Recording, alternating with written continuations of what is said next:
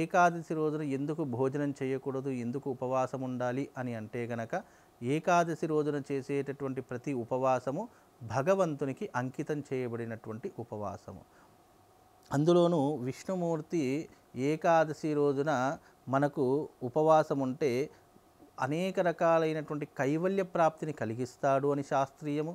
అలాగే ఉపవాసం వెనక ఉన్నటువంటి అర్థము పరమార్థం ఏంటి అని అంటే గనక, ఆరోగ్య సూత్రాలలో ఒకటైనటువంటిది మనము నెలలో ఒక రోజు కానివ్వండి, లేదా నెలలో ఏదైనా ఒక తిథి నాడు ఉపవాసం ఉండడం కానివ్వండి, మనకి ఎన్నో రకాలైనటువంటి ఈ రోగ సమస్యలను దూరం చేసేటటువంటిది ఉపవాస దీక్ష అని కూడా సైంటిఫిక్ రీజన్గా కూడా మనం చెప్పుకోవచ్చు.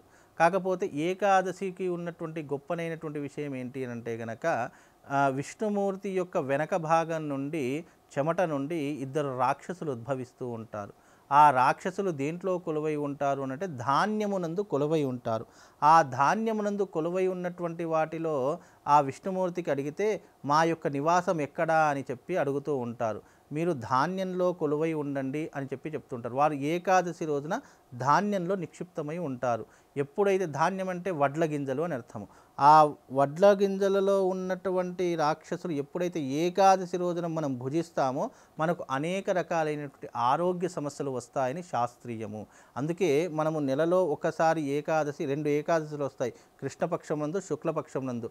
నెలలో ఒక 2 ఏకాదశులు ఉపవాసం ఉంటేనట మనకు అనేక రకాలైనటువంటి రోగాలు నాశనం అవుతాయి. అలాగే విష్ణుమూర్తి ప్రీతిగా మనం ఉపవాసం ఉండడం ద్వారా కైవల్య ప్రాప్తి కలుగుతూ ఉంటుంది.